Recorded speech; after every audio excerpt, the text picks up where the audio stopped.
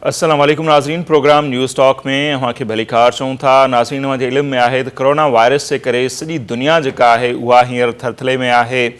काफ़ी जेके मुल्क आहिनि 174 जे लॻभॻि 195 मुल्कनि मां 174 75 मुल्कनि ताईं ही वायरस पखिड़िजी चुको आहे। उनखां पोइ सॼी दुनिया में इन वायरस खे मुंहुं ॾियण जे हवाले सां जेके इंतज़ाम कया पिया वञनि ऐं उन वायरस ते ज़ाब्ते जे लाइ कोशिशूं वरितियूं पियूं वञनि। मेडिसन जी तयारियुनि जूं बि ॻाल्हियूं हलनि पियूं। कुझु हंधनि तां इहे बि ख़बरूं अचनि पियूं त माण्हुनि ते बि उनजो तजुर्बो थियणु शुरू थी वियो आहे, पर ऑफिशियल तौर ते अञा उन हवाले सां न पियो ॿुधायो वञे। पर हिन वक़्त ताईं जेकॾहिं ॾिठो वञे त वॾे तादाद में सॼी दुनिया में माण्हू उन वायरस जे करे मुतासिर थिया आहिनि। असां जेकॾहिं पंहिंजो हिते ज़िक्र कयूं पाकिस्तान जो, त उते जेकॾहिं ॾिसंदासीं त अॼु वधीक जेके आहिनि उहे 17 केस ज़ाहिर थिया आहिनि सिंध सूबे में, जंहिंमें 15 ॿुधाए पियो त सखर में जेका कैंप क़ाइमु कई वई आहे, जेके ताफ़्तान जे रस्ते मुख़्तलिफ़ ज़ियारतूं करे पहुता हुआ, उन्हनि जा मरीज़ आहिनि। उतां जा माण्हू तरसियल आहिनि जेके उते उहे आहिनि। 2 केस नवां जेके आहिनि उहे कराची में ज़ाहिर थिया आहिनि। जंहिंखां पोइ पाकिस्तान में हिन वक़्तु मुतासिर माण्हुनि जो तादादु 212 ते वञी पहुतो आहे। ऐं हींअर कुझु देरि पहिरियां असांखे नज़र आयो त सिंध हुकूमत हिकु ॿियो नोटिफिकेशन जारी कयो आहे, इंतिहाई वॾो ऐं अहम फ़ैसिलो कयो वियो आहे त जेके बि वॾा शॉपिंग मॉल हुआ उहे बंदि करण जो ऐलान कयो वियो आहे। समूरियूं जेके सरकारी ऑफिसूं आहिनि उहे बंदि करण जो ऐलान कयो वियो आहे। उन सां गॾोगॾु जेका इंटरसिटी बस सर्विस आहे उनखे बंदि करण जो ऐलान कयो वियो आहे। त हाणे कराची शहर में ॿाहिरियुनि शहरनि खां का बि गाॾी दाख़िल न थी सघंदी। ख़ासि तौर ते प्राइवेट जेके गाॾियूं आहिनि, बसियुनि जो ज़िक्र पिया कयूं, बाक़ी माण्हू पंहिंजे निजी गाॾियुनि में त अची वञी सघनि था, उन्हनि खे बैन कयो वियो आहे। उनजो सबबु इहो ई आहे त सूबाई हुकूमत, सिंध जी सूबाई हुकूमत डिघे वक़्त खां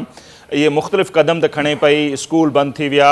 उनखां पोइ ॿिया जेके तालीमी इदारा उहे बंदि कया विया। त उनखां पोइ माण्हुनि छा कयो, जो ॿारनि खे घुमाइण जे लाइ हू शॉपिंग मॉल निकिरी पिए विया, सीवियूं ते मुख़्तलिफ़ पार्कुनि में। ऐं सूबाई हुकूमत बार बार आगाही मुहिम ते ज़ोर ॾिए पई त ॿाहिरि न निकिरो। इन्हनि मोकलुनि जो मक़सदु बि इहो आहे त पाण खे महदूद रखो घरनि ताईं, पर असांजे माण्हुनि ते अञा ताईं शायदि उहो मैसेज सही अंदाज़ सां कन्वे न पियो थिए। पर अॼु ई वॾो फ़ैसिलो थियो आहे त सरकारी ऑफिसूं में बंदि थी वेंदियूं ऐं जेके आम शॉपिंग मॉल आहिनि, पार्क आहिनि, उहे सभु बंदि कया वेंदा। होटल जेके आहिनि वॾा उहे बंदि करण जो ऐलान कयो वियो आहे। सिर्फ़ु खाधे पीते जी जेके शयूं मिलनि थियूं जिन दुकाननि ते उहे अलाउ हूंदियूं। हीउ ज़बरदस्त क़िस्म जो फ़ैसिलो आहे ऐं सिंध हुकूमत जी असीं प्रोग्राम खां पहिरियां बि ॻाल्हि ॿोल कयूं पिया त तनक़ीद उन्हनि ते असीं बि कंदा आहियूं, जेके उन्हनि जा मुख़्तलिफ़ इशू थींदा आहिनि, पर जेका बहितर क़दम आहिनि उन्हनि जी साराह बि थियणु खपे। सिंध सूबो हिन वक़्तु जेके अॻुवाट उपाउ आहिनि उन्हनि जे हवाले सां टॉप ते पियो वञे। ॿिए पासे वफ़ाक़ी हुकूमत जो जेकॾहिं असीं इंतिज़ाम ॾिसूं, रवैयो ॾिसूं, छाकाणि त असीं चऊं था त हीअ आलमी वबा आहे, सभिनी खे गॾिजी उनजो मुक़ाबिलो करणु खपे, का पॉइंट स्कोरिंग न करणु खपे। पर जेके इंतिज़ाम कया पिया वञनि वफ़ाक़ी हुकूमत जी तरफ़ां उहे काफ़ी मायूस कंदड़ आहिनि। ख़ासि तौर ते जेके ताफ़्तान में जिन माण्हुनि खे तरसायो वियो ऐं उनखां पोइ जेके माण्हू उन्हनि खे छॾियो वियो मुख़्तलिफ़ सूबनि ॾांहुं, सिंध हुकूमत पंहिंजे लेवल ते उन्हनि माण्हुनि जी ॿीहर चकास करणु शुरू कई, जंहिंखां पोइ एॾा केस ज़ाहिर थिया। जेकॾहिं उन्हनि जी न थिए हा ऐं माण्हू मुख़्तलिफ़ शहरनि ॾांहुं वञनि हा त छा सूरत पहुचे हा। त हीअ जेके उते इंतिज़ाम कया विया वफ़ाक़ी हुकूमत जी तरफ़ां उन्हनि ते तमामु घणी तनक़ीद थिए पई। ऐं पंजाब में वॾे तादाद में माण्हू विया आहिनि, KPK में विया आहिनि, उन्हनि जी का स्क्रीनिंग न थी आहे। उनजे करे अञा ताईं तमामु घणो ख़दशो आहे त उहे माण्हू जिते जिते विया आहिनि केतिरनि माण्हुनि खे अञा वधीक मुतासिर कंदा। उन ते अॼु नवाज़ लीग जी जेका क़यादत आहे शाहिद खाकान अब्बासी खां वेंदे एहसन इक़बाल ऐं ख्वाजा आसिफ़ ताईं उन्हनि तमामु घणी तनक़ीद कई आहे वफ़ाक़ी हुकूमत जे इंतिज़ामनि ते। ऐं उन्हनि त ज़ुल्फ़ी बुख़ारी ऐं ॿियनि जा नाला बि खया आहिनि, पर उन्हनि जे तरफ़ां इहो रिप्लाई अचे पियो त हिन मौक़े ते सियासत न करणु खपे। बहरहाल अॼु पंहिंजे प्रोग्राम में उन ते ॻाल्हि ॿोल कंदासीं। पॉइंट स्कोरिंग घटि, पर पंहिंजी जेका ज़िम्मेवारी आहे उहा बि ज़रूरु जेके बि हुकूमतूं आहिनि, वफ़ाक़ी हुकूमत हुजे या ॿियूं सूबाई हुकूमतूं, उन्हनि खे ज़रूरु असीं यादि ॾियारींदासीं। जावेद नायाब लगारी साहिबु वॾे वज़ीर जा ख़ासि माउन आहिनि, उन्हनि असांखे जॉइन कयो आहे कराची स्टूडियो में। ऐं उन सां गॾोगॾु डॉक्टर बारी बब्बर साहिबु आहिनि, उन्हनि बि असांखे जॉइन कयो आहे, सिविल हॉस्पिटल में हिते हुजनि था। उन्हनि खां एहतियाती जेके तदबीर आहिनि उहे सम्झण जी कोशिशि कंदासीं। मुसलसिल आगाही मुहिम असीं बि हलायूं पिया पंहिंजे चैनल जे थ्रू, त माण्हुनि खे अञा वधीक कहिड़ा एहतियात करणु खपनि। ऐं जावेद साहिब खां असीं सूबाई हुकूमत जे जेके इंतिज़ाम आहिनि सूबाई हुकूमत जा, उन्हनि ते असीं ॻाल्हि ॿोल कंदासीं। महिरबानी साईं अव्हांजी बब्बर साहिबु, जावेद साहिबु अव्हां तमामु घणी महिरबानी। ऐं ज़ाहिर आहे उहो ई चवंदा तनक़ीद बि पंहिंजी जॻह ते, पर बहितर फ़ैसिलनि जी साराह बि थियणु खपे। हीउ तमामु वॾो फ़ैसिलो आयो आहे त कीअं पिया ॾिसो त हाणे शॉपिंग मॉल बि बंदि थी वेंदा, ॿाहिरियां हाणे जेके पब्लिक ट्रांसपोर्ट आहे उहा बि न अची सघंदी। त गुज़र राति ताईं बि लॉकडाउन जे हवाले सां सईद गनी साहिब खां सवाल कयो पियो त उन्हनि चयो पियो त न, अञा त अहिड़ो को फ़ैसिलो कोन्हे। त मतिलबु छा सिंध हुकूमत वटि इन क़िस्म जी रिपोर्ट्स आहिनि, वॾे तादाद में माण्हू मुतासिर आहिनि, या ही अॻुवाट उपाउ वरिता पिया उन्हनि जे करे एॾा वॾा फ़ैसिला कया पिया वञनि? ॾिसो, ज़ाहिर आहे हुकूमत जी ज़िम्मेदारी हूंदी आहे त उहो बर वक़्तु फ़ैसिला करे ऐं उनखे इम्प्लीमेंट करे जंहिंसां आवाम खे फ़ाइदो थिए। बुनियादी तौर ते इशू इहो आहे त ज़ाहिरीन जेके ईरान खां आया आहिनि, जेका अॼु जी रिपोर्ट आहे उहा इहा आहे त उन्हनि में जेके 132 खां 35 जेके माण्हू आहिनि उहे पॉज़िटिव डिक्लेयर कया विया आहिनि 240 मां। त अंदाज़ो लॻायो 50% ज़ाइरीन जेके आहिनि उहे पॉज़िटिव निकिता आहिनि, उहे क्वारंटाइन में आहिनि, उते आइसोलेशन में सखर में, ऐं ॿिया बि ज़ाइरीन जेके आहिनि उन्हनि जी बि आमद थिए पई। ऐं हाणे त ईअं बि थिए पियो त इंटरनल जेके असांजा जेका ट्रांसमिशन आहे उहा बि वधे पई, त उनखां अवॉइड करण लाइ सिंध हुकूमत बहितर उपाउ वठे पई। ऐं उन हवाले सां पहिरियां असां स्कूल ऐं कॉलेजिस यूनिवर्सिटीज़ बंदि कयूं, जेके एजुकेशनल इंस्टीट्यूट हुआ, ऐं हाणे इहो थियो आहे त जेके वॾा वॾा शॉपिंग मॉल्स आहिनि या जेके कमर्शियल एक्टिविटीज़ आहिनि उहे बि बंदि कयूं पियूं वञनि। मुंहिंजे ख़्याल में इहा वक़्त जी ज़रूरत आहे त इंसान इन ॻाल्हि खे सम्झे ऐं हिन जी सिवियरिटी खां आगाह हुजे, छो त अगरि असां सुस्ती ॾेखारींदासूं, अगरि असां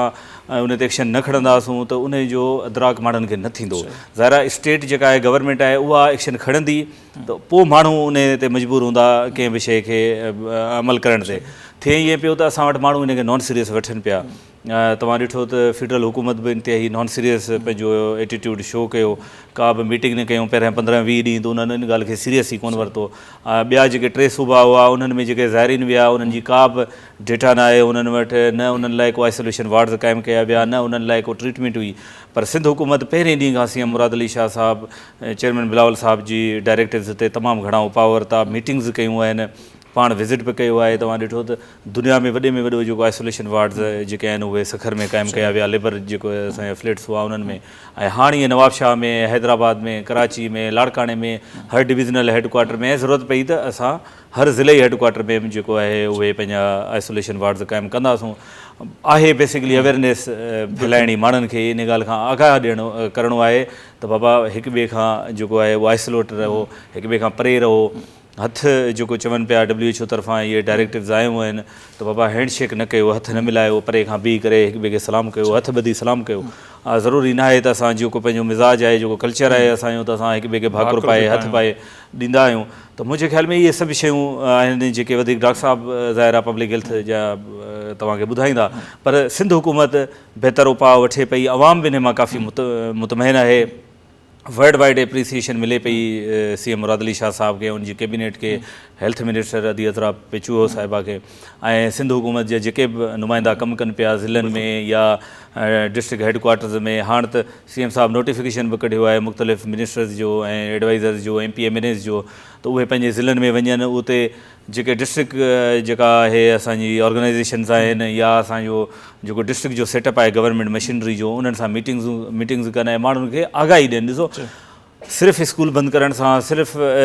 शॉपिंग मॉल बंदि करण सां, सिर्फ़ु बस ट्रांसपोर्ट बंदि करण सां मसइलो हल न थींदो, पर माण्हुनि खे आगाही हुजे त बाबा हिन जो बुनियादी कारण छा आहे ऐं हिन जो हल छा आहे। इहे ॿ शयूं जे अवाम खे मिली वियूं, अवाम खे इन खां आगाही अची वेंदी त अवाम बहितर तरीक़े सां उन ते अमल कंदो। पर ज़ाहिर आहे असांजो मिज़ाज न आहे, असां आइसोलेट रही नथा सघूं, असां सोशल क़ौम आहियूं, असां सोशली तौरु वॾा हिक ॿिए सां इन्वॉल्व आहियूं। तव्हां ॾिठो त सिंध हुकूमत शादियुनि ते बैन हयो त बाबा जी जेके शादी हाल आहिनि या जेके वॾा वॾा बैंकेट्स आहिनि इन्हनि खे बंदि कयो वञे, तंहिं हूंदे बि माण्हू उनखे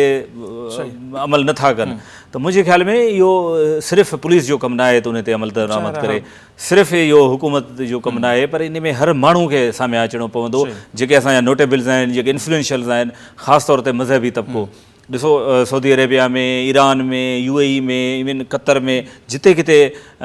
जेके उलमा इकराम आहिनि उन्हनि पंहिंजो जेको रोल प्ले कयो आहे, त असां उमेद था कयूं त हिते बि उलमा इकराम जेको आहिनि पंहिंजो रोल प्ले कंदा ऐं माण्हुनि खे आगाही ॾींदा। अॼु बि इस्लामी नज़रियाती काउंसिल जे हिकु मेंबर हुआ, वफ़ाक़ी काबीना इजलास में हुआ, उन्हनि बि सुठो ब्रीफ कयो आहे। अच्छा डॉक्टर साहिबु, खोड़ सारियूं शयूं आहिनि, आगाही जे हवाले सां मूंखां सम्झण जी कोशिशि कंदासीं बार बार छा करणु खपे, काफ़ी शयूं हलनि बि थियूं, पर अञा ताईं उन ते कमु करण जी ज़रूरत आहे। त मूंखे हिते ज़हन में सुवाल, जीअं सिंध हुकूमत पंहिंजी तरफ़ां वॾा वॾा फ़ैसिला कया आहिनि, ज़बरदस्त फ़ैसिला कया आहिनि, त असांजा डॉक्टर जेके आहिनि उहे हिन चैलेंज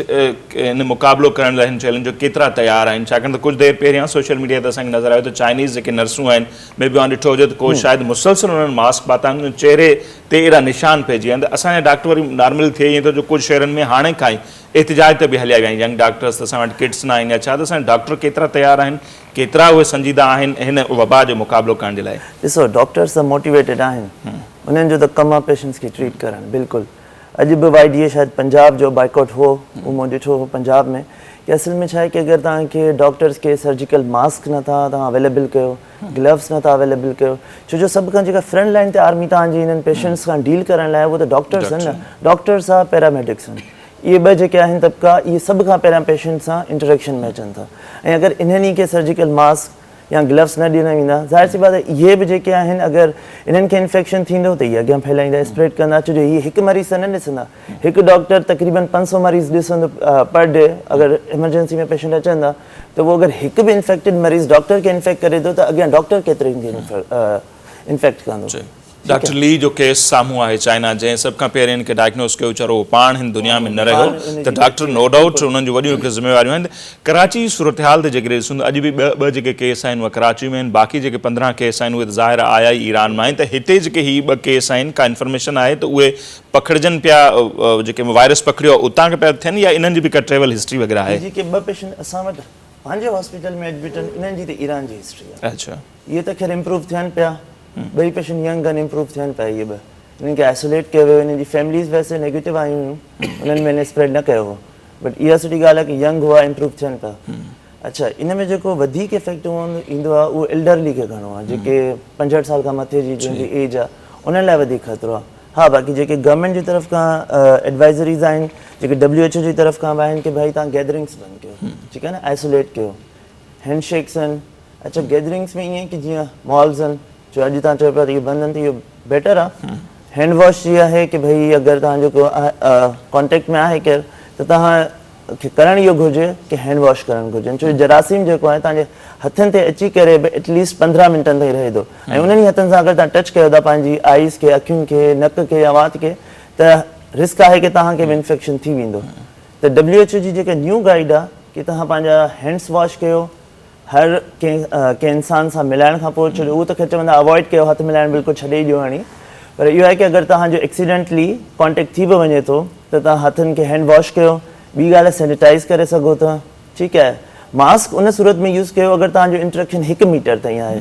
छो जो तव्हांखे ख़बर आहे कि हींअर पूरी दुनिया में शायदि मास्क जी शॉर्टेज बि अची वई आहे, इवन कि कराची में बि मास्क न पिया मिलनि पहिरियां, हाणे कुझु अवेलेबिलिटी आहे गवर्नमेंट हॉस्पिटल्स में वग़ैरह, पर जेका जनरल पॉपुलेशन आहे जेका एतिरी अफेक्टेड न आहे उनखे एतिरी ज़रूरत बि न आहे मास्क यूज़ करण जी। अगरि तव्हां 1 मीटर सां तव्हां डिस्टेंस रखे था सघो कंहिं ॿिए उन खां, अगरि उहो सस्पेक्टेड मरीज़ आहे जंहिंखे ज़ुकाम आहे या बुखार आहे, सिम्टम्स अचनि पिया, उन खां तव्हांखे जेको आहे 1 मीटर अगरि रखे सघो था त तव्हांखे मास्क जी ज़रूरत न आहे। सही। अच्छा जावेद साहब, ही जेको थियो आहे गुज़िरियल ॾींहुं वॾे वज़ीर BD की प्रेस कॉन्फ्रेंस कयो, हुन चयो थियो जेको ताफ़तान में जेको कुझु थियो, जेका कैंप हुते क़ाइमु कई वई, उते माण्हुनि खे गॾु तरसायो, उते छा हिकमत अमली जी माना छा चइजे, उन्हनि प्रॉपर हिकमत अमली न हुई, उन्हनि खे इदराक न हो त छा थी सघे थो, माण्हुनि खे तव्हां रहायो त सही, पर उहे माण्हू सभु गॾु तरसाया, ऐं वरी तव्हां उन्हनि खे सूबनि न छॾे बि ॾिनो, सिंध हुकूमत इहो सुठो कयो त उन्हनि खे सखर में तरसायो। केतिरा माण्हू पंजाब में विया आहिनि, केतिरा माण्हू KPK में विया आहिनि, चवंदा उन्हनि जी का उते स्क्रीनिंग वग़ैरह बि कोन थी आहे, त इहो असीं छा चऊं हिकमत अमली जी खोट हुई, इन्हनि खे इदराक न हो, इहो छा इन्हनि कयो जेको ताफ़तान में थियो? बुनियादी तौर ते जॾहिं ही जनवरी में चाइना में इहो केस साम्हूं आयो ऐं उन खां पोइ वर्ल्ड वाइड हिकिड़ो मेस क्रिएट थी वियो ऐं माण्हू ॾाढो इन खां अची विया टेंशन में थी छा पियो थिए, त थियण ईअं घुरिजे आहे त फेडरल गवर्नमेंट प्राइम मिनिस्टर जे लेवल ते मीटिंग्स करे आहे, सभिनी CMs खे घुराइनि आहे, चीफ सेक्रेटरीज़ खे घुराइनि आहे, हेल्थ मिनिस्टर्स खे घुराए हिकिड़ो कलेक्टिव हिकिड़ी एफर्ट वठनि आहे ऐं उन खां पोइ हू डायरेक्शन्स ॾियनि आहे त बाबा सुबुह ईअं वञी कनि। थियो ईअं त हिननि कुझु बि न कयो, फेडरल गवर्नमेंट सुतल हुई, उन्हनि न का मीटिंग कई, न उन्हनि जूं अरेंजमेंट्स हुयूं, ऐं जॾहिं वर्ल्ड वाइड हिकिड़ी वेव हली, माण्हू हैरस में अची विया ऐं ताफ़तान ते इहो बॉर्डर बंदि थी वियो, उन खां पोइ ख़बर न पई त बाबा हुन पासे घणा माण्हू आहिनि, हिन पासे घणा आहिनि, त हिननि छा कयो, हिननि वटि बग़ैर कंहिं डायरेक्शन जे, बग़ैर कंहिं अरेंजमेंट से हिननि उते जस्ट टेंट लॻाए छॾिया, हर टेंट में ॿ माण्हू ॿुधो आहे त मूं रखी छॾियऊं, हाणे रखिणो हूंदो आहे त बाबा आइसोलेशन में फॉर 14 डेज़ 14 ॾींहंनि ताईं माण्हू खे आइसोलेशन में रखिणो हूंदो आहे ऐं उन माण्हू सां कंहिंजो बि कॉन्टेक्ट न हूंदो आहे त वेदर उहे पॉज़िटिव आहे केस या नेगेटिव आहे। पर हिननि छा कयो, जीअं कमु थींदो आहे त बाबा ईअं टेंट हणी छॾियऊं, को जीअं सैलाब मुतासिरीन ॿुॾ मुतासिरीन ईंदा हुआ उन्हनि खे टेंटनि में वीडियो आयूं आहिनि, तव्हां ॾिठो आहे, न उन्हनि जी मेडिसिन, न उन्हनि खे खाद बहितर, त हाणे उहो सवनि जी तादाद में माण्हू हिकिड़ी जॻह ते वञी फिक्स थिया, त पोइ उन्हनि छा कयो त अगरि हिकिड़ो कैरियर हो, अगरि हिकिड़े माण्हू खे पॉज़िटिव हो कोरोना, त उहो वरी ॿिए खे ट्रांसमिट थियो, हुनजी फैमिली में ट्रांसमिट थियो, हुन वरी 3 फैमिली खे ट्रांसमिट कयो, हुन 5 फैमिली खे ट्रांसमिट कयो, त ईअं ई इहो वायरस जेको आहे उहो वधंदो रहियो ऐं हींअर करंट पोज़ीशन इहा आहे त सिंध में जेके तफ़्तान मां माण्हू आया जेके सखर में रहियल आहिनि उहे हिकु अंदाज़े मूजिबि 240 या 250 हुआ त उन्हनि मां 136 पॉज़िटिव थिया त अंदाज़ो लॻायो त 50% जेके आहिनि उहे सभु माण्हू अगरि पहिरियां हिकिड़े खे थियो हूंदो हाणे उहो 50% माण्हुनि खे सुभाणे ॿियो काफ़िलो अचे पियो 2300 माण्हू आहिनि जंहिंमें वॾो तादाद सिंध जो आहे पर हाणे सिंध हुकूमत मूं जीअं चयो त असां वटि अरेंजमेंट्स बहितर आहिनि असां वटि प्रॉपर अरेंजमेंट्स आहिनि ऐं इशू आहे ॿियनि सूबनि जो KPK जो पंजाब जो छो त हुननि वटि डेटा ई न आहे इंतिहाई ख़तरनाक ॻाल्हि इहा आहे त हेसी ताईं पंजाब में को केस आया आहिनि की 5-6 हू चवनि था त असां वटि केस आया आहिनि 3 ॾींहं मूं किथे ट्विटर ते का वीडियो ॾिठी त पिम्स हॉस्पिटल में उन्हनि वटि अञा ताईं सर्विलेंस न पई थिए उन्हनि वटि को आइसोलेशन वार्ड न हो त मुंहिंजे ख़्याल में फेडरल गवर्नमेंट खे PTI जी जेका हुकूमत आहे उन खे सीरियस एक्शन्स खणणा पवंदा असां सिंध में पंहिंजी हद ताईं त कयूं पिया ऐं पूरी दुनिया में असांखे एप्रिसिएशन बि मिले पई CM मुराद अली शाह साहब खे उनजी कैबिनेट खे पर हीउ सिर्फ़ु सिंध जो इशू त न आहे ईअं त न आहे त हीउ रुॻो सिंध जा माण्हू सेफ रहनि ऐं ॿिया बाबा असां वटि त ट्रांसपोर्टेशन आहे असां वटि त अच वञ आहे डोमेस्टिक फ्लाइट्स आहिनि त हीअ शयूं त ट्रांसमिट थींदियूं अगरि असां वटि इहो केस हींअर ताईं 200-250 केसिस अची चुका आहिनि जे इहे हज़ारनि में थिया त हिनखे केरु रोके सघंदो छो त असां वटि पब्लिक हेल्थ जा माण्हुनि खे एॾी अवेयरनेस ई न आहे त माण्हू असां वटि ज़ाहिर सोशल माण्हू आहिनि ई शादियुनि में वञनि था ई गमियुनि ख़ुशियुनि में वञनि था असां भले लॉकडाउन बि करे छॾियूं 15 ॾींहंनि लाइ पर माण्हू असांजा इन मिज़ाज में न आहे हिकिड़ो सुवाल इहो थो थिए त हीअ जेके ताफ़्तान खां आया सखर में वारो की उनखां पहिरियां बि त खोड़ माण्हू ज़ियारतूं करे आया हूंदा आहिनि इन 14-15 ॾींहंनि में त उन्हनि माण्हुनि खे बि जेको आहे सो ॿीहर ॾिठो पियो वञे त कहिड़े कहिड़े टंडो मोहम्मद खान मुख़्तलिफ़ रिपोर्ट उन्हनि खे बि किथे ऐं असांजूं टीमूं उन्हनि वटि पहुतियूं आहिनि उन्हनि जा जेके आहिनि उहे सैंपल्स बि वठनि पिया जेके माण्हू पहुता आहिनि पर जेको सिवियरिटी वधी आहे उहा ईरान में जॾहिं केसिस आया छो त ईरान में अगरि केस न हुआ उन खां अॻु में के आया आहिनि ज़ाहिरीन त ज़ाहिर आहे उहे उन्हनि जो डेटा बि एॾो फेडरल गवर्नमेंट प्रोवाइड नथी करे सघे बेसिकली हीउ इशू फेडरल गवर्नमेंट जो आहे हीउ डिज़ास्टर मैनेजमेंट आहे हीउ उन्हनि खे टेकअप करणु घुरिजे आहे पर हाणे ईअं थिए असां चाहियूं था त उन सभिनी जी डेटा मिले लास्ट 3-4 मंथ्स में जेके माण्हू आया ऐं उन्हनि वटि टीमूं पहुतियूं आहिनि काफ़ी सैंपल वठनि पिया पर थिए ईअं पियो त फेबरवरी खां अॻु में जेके माण्हू आहिनि उन्हनि में एॾो इशू कोन आहे पर रीसेंट टाइम्स में जेको महीनो सवा महीने में जेके माण्हू आहिनि उन्हनि में इशू आहे सिंध जी नाले वारी लेखिका नूरुल हुदा शाह साहिब उन्हनि कुझु देरि पहिरियों पंहिंजो स्टेटस रखियो आहे फेसबुक ते त सूबाई हुकूमत जे तरफ़ां उन्हनि खे हिकिड़ो मैसेज वियो आहे त एयरपोर्ट तां ज़ाहिर आहे उहे आयूं आहिनि 14 ॾींहं अॻु में मदीने खां आयूं त उन्हनि खे मैसेज वियो आहे उन्हनि उहो रखियो अथई सुठो माना अमल आहे सिंध हुकूमत जो उन्हनि खे मैसेज आयो आहे जेकॾहिं बुखार वग़ैरह आहे सुठी एयरपोर्ट ते मैडम नूरुल हुदा जो पहिरियों जो कुझु बि कोन्हे फेडरल गवर्नमेंट तरफ़ां कुझु कोन हो ऐं उन खां पोइ सिंध हुकूमत उते पंहिंजी स्क्रीनिंग टीम विहारी हेल्थ डिपार्टमेंट तरफ़ां उन्हनि पाण उते माण्हू विहारिया 24 आवर उहे कमु कनि पिया ऐं जेके माण्हू अचनि पिया उन्हनि खां सैंपल सही इहो हिकिड़ो सुठो आहे बाक़ी डॉक्टर साहिब खां वधीक सम्झाए त हीउ जेको 5-5-8 माण्हुनि खे कैंपनि में तरसायो वियो हाणे जेका सूरत आहे मुख़्तसर जेकॾहिं मां चाहियो त कमेंट कयो पोइ पाण ब्रेक ते अचूं त इहो तरीक़ो छा बहितर हो अगर तव्हां हिकिड़ो सस्पेक्टेड पेशेंट रखियो आहे त तव्हां उनखे एटलीस्ट N95 मास्क पारायो उन जा जेके बि अटेंडिंग फिज़िशियंस आहिनि अटेंडिंग नर्सिस आहिनि उन्हनि खे बि मास्क हुजे पूरो किट हुजे ऐं उन सां गॾु बिल्कुलु ॿियो मरीज़ न रखणु घुरिजे ज़ाहिरी ॻाल्हि आहे अगरि हिकिड़ो पॉज़िटिव आहे हिननि त पोइ 5 पॉज़िटिव थी विया हूंदा उतां ई त शायदि वधिया आहिनि केस मोस्ट लाइकली आइसोलेशन जेका आहे उहा सही तरीक़े सां न थी आहे सही पाण ब्रेक वठूं था ब्रेक खां पोइ वधीक पाण हुन ते ॻाल्हि ॿोल कंदासीं नाज़ मुख़्तसिर ब्रेक वठूं था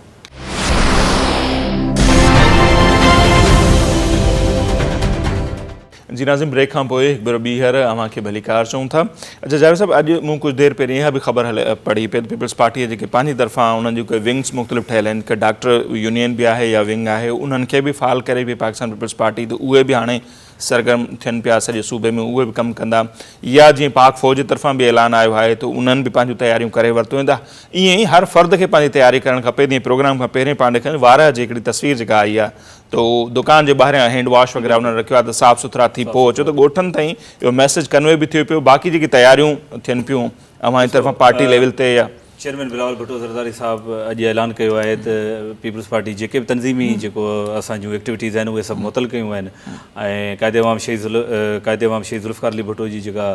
वरसी आहे 4 अप्रैल ते उनखे मनसूख़ कयो वियो आहे इन सां गॾु असांजूं पीपल्स यूथ ऑर्गेनाइज़ेशन सिंध जूं जेके तंज़ीमूं आहिनि असां उन्हनि खे बि इहे डायरेक्टिव्स ॾिना आहिनि त तव्हां पंहिंजे ज़िलनि में जेके आइसोलेशन वार्ड्स आहिनि उन्हनि खे विज़िट कयो ऐं माण्हुनि जी हेल्प आउट कयो ऐं वॾे में वॾो कमु जेको आहे अवेयरनेस कैंपेन जो उहो कयो छो त अगरि असां अवेयरनेस कैंपेन कयूं त माण्हू वधि खां वधि आगाह थींदा ऐं माण्हू वधि खां वधि इन बीमारी खां बचंदा। असां केतिरियूं बि आइसोलेशन वार्ड्स ठाहियूं, असां केतिरा बि पैरामेडिक्स बीहारियूं, डॉक्टर्स बीहारियूं, पर अगरि उन्हनि जो तादादु वधंदो वेंदो त असां कुझु बि नथा करे सघूं। अगरि हज़ारनि में मरीज़ अलाह न करे थियनि था त उहे ज़ाहिर मैनेजेबल न हूंदा आहिनि, पर जे सवनि में तादादु हूंदा, डज़न में हूंदा त उनखे मैनेज करे सघिबो आहे। त इन करे पीपल्स पार्टी इहो पंहिंजे वर्करनि खे ऐं उहिदेदारनि खे बाउंड कयो आहे त बाबा तव्हां पंहिंजे ज़िलनि में कमु कयो ऐं आगाही मुहिम में वधि खां वधि पार्टिसिपेट कयो। आगाही मुहिम तमामु आसान आहे, इन लाइ को वॾो रॉकेट साइंस न हूंदी आहे। जैसे हिकिड़ी कैंप लॻाइणी हूंदी आहे, उते माइक रखिबो आहे ऐं या जेके पम्फलेट्स हूंदा आहिनि उहे डिस्ट्रीब्यूट कबा आहिनि, या जेके ब्रोशर्स हूंदा आहिनि उहे डिस्ट्रीब्यूट कबा आहिनि माण्हुनि खे। आगाही नज़र में मुख़्तलिफ़ हंधनि ते पुलिस वारा बि ऐलान कंदा था बिल्कुलु माण्हू पीपल्स पार्टी बि ईंदड़ कुझु ॾींहंनि में तव्हां ॾिसंदो त पीपल्स पार्टी जा उहिदेदार जेके आहिनि उहे मास मोबिलाइज़ेशन में अगेंस्ट कोरोना वधि खां वधि अॻिते हूंदा, पंहिंजी सिंध हुकूमत जो साथ ॾींदा। चेयरमैन बिलावल भुट्टो ज़रदारी साहिब जो हुकुम आहे। सही, पंहिंजो ही जेको प्रोग्राम बि पाण कयूं पिया इहो बि माण्हुनि ते ॻाल्हि पहुचे। अच्छा डॉक्टर साहिबु, हाणे असां वटि त अजीब हिकिड़ो अलमियो आहे त असां क्राइसिस में बि कारोबार कंदा आहियूं न। पहिरियों मास्क गुम कयासीं, हाणे सैनिटाइज़र कोन था मिलनि, ईंदड़ मरहले में चवनि मेन ॿिए हैंड वॉश जेके आहिनि उहे बि ख़तमु थी वञनि या ज़ख़ीरा अंदोज़ी बि जेतिरो कुझु। अच्छा, कुझु माण्हू इहो चवंदा त सैनिटाइज़र खां वधीक हथ धोइण जेको आहे, भले पाणी सां धो था या साबुण सां या हैंड वॉश सां, उहो बहितर आहे। त उहो केतिरो फ़ाइदेमंद आहे या हीउ सैनिटाइज़र यूज़ करणु मस्ट आहे, ज़रूरी आहे? वेल, जेको WHO जी गाइड आहे कोविड-19 जी, जेका कोरोना वायरस 19 जी आहे, उन में इहे ॿई इक्वली इफेक्टिव आहिनि। तव्हां या त हथ धो एंटीबैक्टीरियल सॉप सां या हैंड वॉश सां, अगरि उहो अवेलेबल न आहे, जीअं हॉस्पिटल सेटिंग आहे या तव्हां किथे ट्रेवल पिया कयो, ज़ाहिर सी ॻाल्हि आहे पाणी त उन टाइम अवेलेबल न हूंदो। उन टाइम जेके सैनिटाइज़र्स आहिनि, पर सैनिटाइज़र्स बि जेके आहिनि सिर्फ़ु उहे सैनिटाइज़र्स इफेक्टिव आहिनि जंहिंमें 60% अल्कोहल आहे, जेके शायदि पाकिस्तान में कुझु ब्रांडेड ई आहिनि। बाक़ी जेके लोकल आहिनि मोर लाइकली इहो ई आहे की उन्हनि में अल्कोहल कंटेंट घटि हूंदो, 60% खां अल्कोहल उन्हनि में घटि हूंदो, मे बी उहे इफेक्टिव न हुजनि वायरस जे अगेंस्ट। बाक़ी अगरि जेके ब्रांडेड जेके आहिनि, जेके पाकिस्तान में ख़ैर अचनि ई 4-5 था, जंहिंमें अल्कोहल जी जेका तादाद आहे 60% खां वधीक आहे, उहे बिल्कुलु इफेक्टिव आहिनि। पोइ हीअ जेके असां खीसे में खयूं घुमंदा था तऊं या अॻियां पिया आहिनि, इन्हनि ते असां हिकिड़ो दिलि जी तसली रखियो आहे, केतिरो फ़ाइदेमंद आहे का ख़बर कोन्हे माण्हुनि खे। हीअ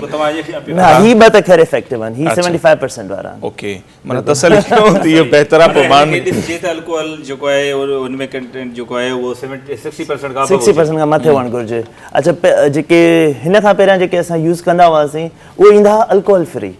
ठीकु आहे, उहा बैक्टीरिया लाइ हुआ, डस्ट लाइ हुआ, बट इहे बिल्कुलु कोरोना वायरस लाइ न आहिनि। अच्छा, कुझु इहो बि चवंदो गरम पाणी सां जेकॾहिं हथ धो था त बि ठीकु आहे, हल्को नीम गरम, ज़ाहिर एतिरो बि न जो माण्हू हथु साड़े वेही रहे। छो जो ॿार जेके आहिनि उहे काफ़ी ख़ौफ़ज़दा आहिनि। गुज़िरी बि हिकिड़ी डॉक्टर साहिबु आहे, उन्हनि खां बि पुछूं पिया त वॾा माण्हू त वरी बि सम्झी सघंदा, ॿारनि में हिकिड़ो ख़ौफ़ बि ॾाढो आहे, त उनखे कीअं असीं माना आसान लफ़्ज़नि में सम्झायूं त डिॼणो न आहे, ऐं कहिड़ा कहिड़ा एहतियाती तदाबीर आहिनि, कहिड़ियूं जेके असीं करे इन वायरस जो मुक़ाबिलो करे सघूं था, कंट्रोल करे सघूं था? वैसे हिन में अगरि तव्हां 5 स्टेप्स फॉलो कयो था त तव्हांखे जेको आहे चांस बिल्कुलु घटि आहे। हिकु त इहो आहे की अगरि तव्हांखे लॻे थो त हीउ कोरोना जो मरीज़ आहे, तव्हांखे हुन खां जेको आहे डिस्टेंस रखणु घुरिजे, एटलीस्ट 1 मीटर त परे हुअणु घुरिजे। उहो जेको आम माण्हू खंघे थो न अॼुकल्ह माण्हू उन खां हा बिल्कुलु, उहो त हाणे जेसिताईं कंफर्म थिए कोरोना आहे या जस्ट फ्लू आहे, उन खां तव्हां 1 मीटर जो डिस्टेंस रखो। सर्जिकल मास्क पायो, अगरि उहो तव्हांजो घर जो फैमिली मेंबर आहे उनखे बि पारायो। जेको आम मिले थो कपिड़े वारो, इहो बिल्कुलु इफेक्टिव न आहे। अच्छा, इहो वायरस फिल्टर ई न कंदो, वायरस बिल्कुलु जेको आहे अची वेंदो रेस्पिरेटरी ट्रैक में, इहो जेको आहे बिल्कुलु इफेक्टिव न आहे। N95 हाईली इफेक्टिव आहे, सर्जिकल मास्क जेको आहे हाईली इफेक्टिव आहे, अगरि तव्हां 1 मीटर ताईं डिस्टेंस रखे था सघो। बार बार रिपीटडली तव्हां हथ धो या सैनिटाइज़ कयो, ठीकु आहे। उन खां पोइ जीअं अगरि तव्हां घर में रहो था या किथे ऑफिस वग़ैरह में आहियो, ज़ाहिरी ॻाल्हि आहे टेबल्स वग़ैरह आहिनि, लैपटॉप्स आहिनि, तव्हांखे न आहे ख़बर 5 मिंट पहिरियां हिते केरु जेको आहे खंघी हलियो वियो आहे, त उनखे बि सैनिटाइज़ कयो। उन लाइ बि अल्कोहल पैड्स ईंदा हुआ, पहिरियां बि ईंदा, अञा बि ईंदा आहिनि। 75% अल्कोहल पैड्स ईंदा आहिनि, सेम सैनिटाइज़र वांगुरु आहिनि। उन सां तव्हां पंहिंजे मोबाइल खे, रिस्ट वॉचिस खे ऐं जेके यूजुअल सर्फेसिस आहिनि, माना जीअं टेबल आहे, लैपटॉप आहे, जेके तव्हांजे कॉमन यूज़ में आहिनि, उन्हनि खे तव्हां स्टेलाइज़ कयो। गैदरिंग्स तव्हां न रखो हीअं, ठीकु आहे। ऐं कपिड़नि जो जेको आहे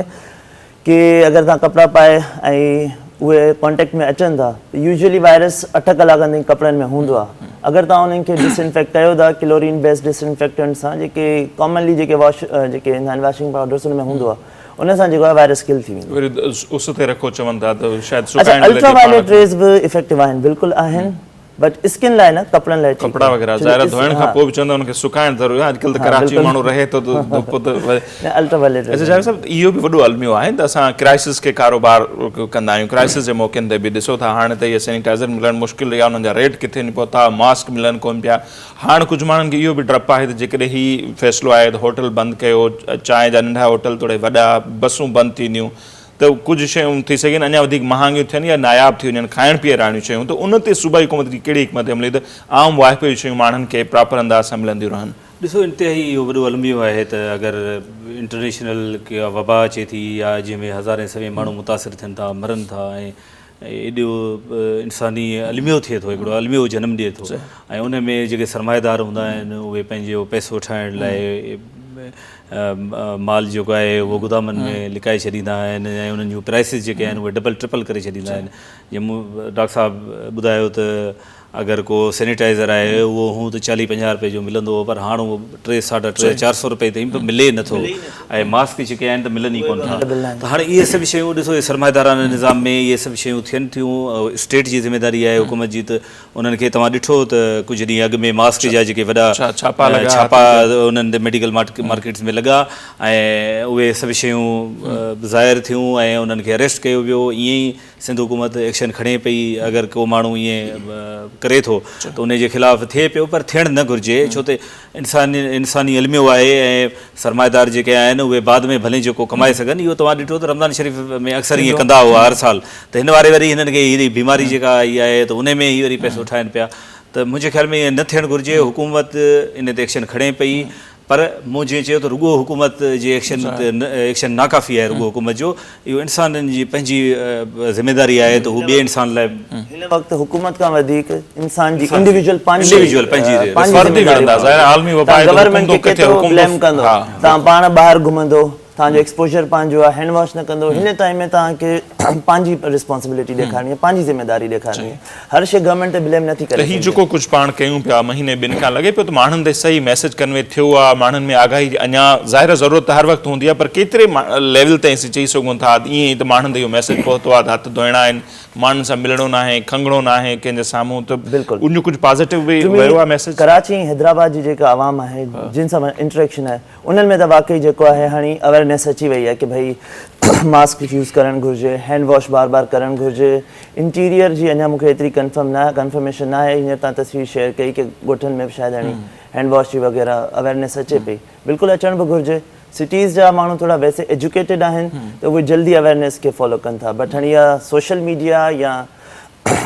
जेका मेन स्ट्रीम मीडिया उनजी बि ज़िम्मेदारी थिए थी कि अवेयरनेस बिल्कुलु फैलाइनि। सही ओवरऑल पूरे सिंध में जेके शहर हुजनि या ॿाहिराड़ी माण्हुनि खे इहा ख़बर पई आहे ज़रूरु त बाबा हिकु बीमारी आहे ऐं उहा ट्रांसमिट थिए थी हैंड शेक करण सां, हथ मिलाइण सां। माण्हू ॾिसो हींअर सोशल मीडिया जो दौरु आहे, मीडिया जो दौरु आहे, माण्हू अवेयर आहिनि, लखनि जी तादाद में, हज़ारनि जी तादाद में माण्हू सोशल मीडिया यूज़ कनि था। ॿाहिराड़ी जा माण्हू ख़ासि तौर ते हिकु हिकु माण्हू खे इहा ख़बर ज़रूरु पई आहे त का कोरोना बीमारी आहे ऐं उनखे बचण जो हल जेको आहे उनजो इहो ई आहे त माण्हू हिक ॿिए सां हथ न मिलाए या हिक ॿिए खां परे रहे या आइसोलेट रहे, इहा ख़बर पई आहे। पर हाणे उनजी सीरियसनेस उहो वॾो इशू आहे त उनखे वेदर इहे माण्हू सीरियस वठनि था या नथा वठनि। लास्ट हिकु वीक ताईं अनफॉर्चुनेटली माण्हुनि इन ॻाल्हि खे सीरियस न वरितो। असां बि जिते मूव कयूं पिया, ॾिसूं पिया त माण्हू जेके आहिनि उहे शादियूं बि अटेंड कनि पिया, माण्हू मूवमेंट बि कनि पिया। पर जीअं त हाणे लॉकडाउन तरफ़ आस्ते आस्ते शयूं वञनि पियूं ऐं माण्हू जेके आहिनि उहे शॉपिंग मॉल्स बंदि पिया कनि, स्कूल्स कॉलेजिस ऑलरेडी बंदि आहिनि, त माण्हू हाणे इन ॻाल्हि खे सीरियस वठनि पिया ऐं माण्हुनि खे वठण बि घुरिजे। ऐं इन हवाले सां मीडिया जो तमामु वॾो किरदारु आहे, सोशल मीडिया जो तमामु वॾो किरदारु आहे, पॉलिटिकल पार्टीज़ जो तमामु वॾो किरदारु आहे। हिन में हाणे असांखे ज़रूरत आहे त रिलीजियस जेके असांजा उलमा किराम आहिनि या जेके वॾा वॾा आलिम आहिनि उहे इन ॻाल्हि खे बि सीरियस वठी ऐं अवाम में पंहिंजो किरदारु अदा। अच्छा, जीअं मूं पहिरियों सुवाल कयो हुन सां रिलेटेड इहो सुवाल हो त कुझु माण्हुनि खे जेको ख़दशो आहे में बि खाधे पीते जी शयूं बि न मिलनि लॉकडाउन खां पोइ, त सूबाई हुकूमत उन ते कहिड़ी हिकमत अमली ठाहे पई त खाधे पीते जी शयूं जीअं सब्जियूं थी वियूं, दालियूं, चांवर, उहे माण्हुनि खे ऐलान थियो आहे त मेडिकल स्टोर्स खुलियल रहंदा ऐं ग्रोसरी जा जेके दुकान आहिनि जंहिंखे सीधे सामान जा जेके दुकान आहिनि उहे खुलियल रहंदा। भाॼियुनि जा दुकान बि खुलियल रहंदा त इन्हनि ते रेट बि उहे ई हूंदा हुकूमत रेट ज़ाहिर आहे इम्प्लीमेंट हुकूमत बि कंदी ऐं कुझु असांजी बि ज़िमेदारी आहे त असां बि जॾहिं शइ वठणु वञूं था त उनखे चऊं त बाबा प्राइस लिस्ट असांखे ॿुधा 2 रुपया 3 रुपया हेठि मथे ख़ैरु आहे पर जे 100 रुपया इन ते हू हूंदो त ज़ाहिर आहे आवाम जी बि ज़िमेदारी आहे। मुंहिंजो चयो त सरकार पंहिंजे हिसाब सां 100% कोशिशि कंदी ऐं सरकार बि इम्प्लीमेंट छा सां कंदी इन ब्यूरोक्रेट्स थ्रू कंदी ऑफिसरनि थ्रू कंदी त ऑफिसर बि इन ई माशरे जो हिसो आहिनि उन्हनि जा ॿार बि इन ई माशरे में रहनि था उन्हनि जूं फैमिलीज़ बि इन माशरे में रहनि थियूं त असांखे हर शइ खां पाक थी करे इन तरफ़ आगाही तरफ़ वञिणो पवंदो। असां पंहिंजा ज़ाती मफ़ाद पंहिंजा सियासी मफ़ाद पंहिंजा समाजी मफ़ाद पंहिंजा मज़हबी मफ़ाद इहे सभु हिकिड़े पासे रखी करे असां ते ज़िमेदारी आहे त असां हिकु हिकु माण्हू खे एजुकेट कयूं हिकु हिकु माण्हू खे अवेयर कयूं उहो कहिड़ी पार्टी सां तालुक़ु रखे थो उहो कहिड़े फ़िरके सां तालुक़ु रखे थो कहिड़े रंगे नस्ल सां हुनजो तालुक़ु आहे इन सां असां इन कंहिं बि एक्सप्लॉइटेशन में न वञूं ऐं असां माण्हू खे as a human as a इंसान ट्रीट कयूं ऐं हुनखे आगाही ॾियूं। सही। अच्छा डॉक्टर साहब गुज़रियल ॾिठोसीं त CM मुराद अली शाह साहब जा प्रेस कॉन्फ्रेंस उनखे उनमें उन्हनि इहो ॿुधायो त जेके डॉक्टरनी ज़ाहिर उनखे गाइड कयो हूंदो अवां डॉक्टर आहियो त हीउ वायरस अहिड़ो आहे मे बि कंहिं माण्हू खे लॻो हुजे ख़तम बि थी हुजे अॻे खे ख़बर न पियो हुजे खंघि बुखार थियो हुजे त इन जो बि इम्कान आहे खड़ा माण्हुनि ख़ौफ़ आहे हालांकि डेथ जो जेको रेशो आहे तमामु घटि आहे पर तंहिं बावजूदि ॾिनल आहिनि ऐं CM साहिब इहा बि ॻाल्हि कई त उहो माण्हू पंहिंजे घर में रही बि पंहिंजो इलाज कराए सघे थो ज़रूरी न आहे त उनखे असीं हॉस्पिटल मुंतक़िल कयूं या आइसोलेशन में उनखे रखूं। बिल्कुलु ही मोट स्टेट्स आहिनि पूरी दुनिया जा ही जेके अॼु 7 बजे ताईं जा स्टेट्स आहिनि हींअर ताईं कोरोना में 1,88,000 केसिस जेके आहिनि रिपोर्ट थियल आहिनि बिल्कुलु जंहिंमां 90% जेके 90% आहिनि उहे माइल्ड आहिनि। बिल्कुलु माइल्ड मतिलबु कि मे बी उन्हनि खे आम ज़ुकाम वांगुरु थियो हुजे 2 हफ़्तनि में सही थी हुजे ख़बर बि न पई हुजे कि उन्हनि खे कोरोना जो इन्फेक्शन हो। डेथ जेका आहे उहा सिर्फ़ु 7,400 जी थी आहे। इट मीन्स कि सिर्फ़ु 3.98 माना 100 मां सिर्फ़ु 4 माण्हू ऐं उहे मरीज़ हूंदा जिनखे पहिरियां सां के जिगर जो मसइलो हुजे पहिरें खां दिलि जी बीमारी हुजे फेफड़नि जी बीमारी हुजे जेके यंग आहिनि जेको पाकिस्तान में वैसे यूथ वधीक आहे जंहिंजी एज जेका 20 खां 40s में आहे उन में मोर्टेलिटी रेशो बिल्कुलु 0.2% आहे यानी कि 1000 में 2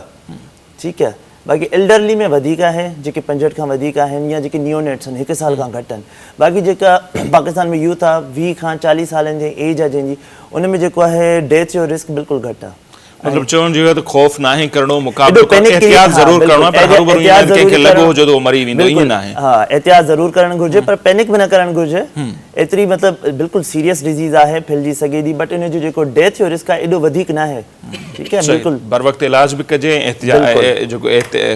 एहतियात है वो भी कजे। आखिर में टाइम पूरो पे थी तो जावेद साहब वहाँ का इहो ॼाण चाहिए सखर में जेका भी कैंप थी या उन भी कुछ सोशल मीडिया ते वीडियो वायरल पियो थियनि त माण्हुनि खे उछलाए मानी ॾिनी पियो वञे या CM साहब मञो गुज़री को 5 स्टार यूनिट सोलो तो कान्हनि पर तंहिंजे बावजूदि वॉशरूम जेके उते पाणी कोन्हे या मानी उछलाई ये वीडियो में भी अवां भी ॾिठियूं जन असां ॾिठियूं आहिनि त उते जेके सूरत हाल आहे उनखे अञा नथा सम्झो त वधीक बहितर करण जी ज़रूरत आहे। इन हवाले सां डेली जे बुनियादनि ते 2-2 3 मीटिंगूं CM हाउस में थींदियूं आहिनि। CM साहब ऐं टास्क फोर्स जेका आहे उहा उन ते इम्प्लीमेंटेशन कनि पिया उन खे ई चेक करण लाइ कल साईं नासिर हुसैन शाह साहब उते पाण विया उन्हनि उहो जेके फैसिलिटी हुई उनखे विज़िट कयो ऐं कोशिशि ई आहे सरकार जी त उन्हनि खे हर हिसाब सां उन्हनि खे असां मैनेज कयूं। पर हाणे ज़ाहिर आहे हिकिड़ी ॻाल्हि ॾिसो पेशेंट जेको हूंदो आहे उनखे घर वारी फैसिलिटी न मिलंदी आहे हू चाहींदो आहे त आउं जल्द अज़ जल्द घर वञा। ॾिसो उहे माण्हू जेके आया आहिनि उहे 14-15 ॾींहं तफ़्तान ते गुज़ारिया आहिनि ऐं उन खां पोइ वरी हू अची विया आहिनि वरी आइसोलेशन में त हाणे ज़ाहिर आहे हू बि इरिटेट थियनि पिया असांखे बि बख़ूबी अंदाज़ो आहे त उन्हनि जा मसइला ज़रूरु आहिनि पर सिंध सरकार उन्हनि खे हल करण लाइ भरपूर कोशिशि करे पई। पाणी बि उते प्रोवाइड कयो वियो आहे उते जेके मेडिसिन्स आहिनि पैरामेडिक्स आहिनि डॉक्टर्स आहिनि सभु उन्हनि खे कयो वियो आहे। इशू इहो आहे त आइसोलेशन में आहिनि इन करे ह्यूमन कॉन्टेक्ट अलाउ कोन थी करे WHO वर्ल्ड वाइड केर बि नथो करे इन करे उन्हनि खे जेको रसद आहे उन जो तरीक़ेकार अञा बहितर बणाए पाण उन ते एक्शन खयो आहे। CM साहब पाण उनखे लुक आफ्टर कनि पिया मिनिस्टर हेल्थ जेको आहिनि उहे पाण उनखे लुक आफ्टर कनि पिया ऐं ईअं असां जेके आइसोलेशन वार्ड्स आहिनि हर डिविजनल हेडक्वार्टर में बि ठाहियूं पिया अलाह न करे अगरि ज़रूरत पई त असां ॿियनि हेडक्वार्टर्स में बि ईअं प्रोवाइड कंदासीं। तमामु घणी महिरबानी अवांजी जावेद नायब लगारी साहब ऐं डॉक्टर बारी बबर साहब अवांजी बि तमामु घणी महिरबानी असांखे टाइम ॾिनो। नज़ीर असांखे बि ॾींदा इजाज़त आख़िर में इहो चवंदासीं त असांजो कमु आहे त वधि खां वधि माण्हुनि ताईं जेको आहे मैसेज आहे उहो पहुचे त इन वबा खे कीअं असीं जेको आहे उन ते ज़ाब्तो आणे सघूं था उनजो कीअं मुक़ाबिलो करे सघूं था। ख़ौफ़ में ना ई अचिणो छाकाणि त उनजो मुक़ाबिलो करिणो आहे गॾिजी सॼी दुनिया इन जो मुक़ाबिलो करे पई पाण बि कंदासीं त इन वबा ते इंशाअल्लाह ज़ाब्तो ईंदो ऐं सॼी दुनिया में ख़ुशियूं जेके आहिनि वापसि मोटी ईंदियूं। असांखे ॾींदा इजाज़त अलाह निगहबान।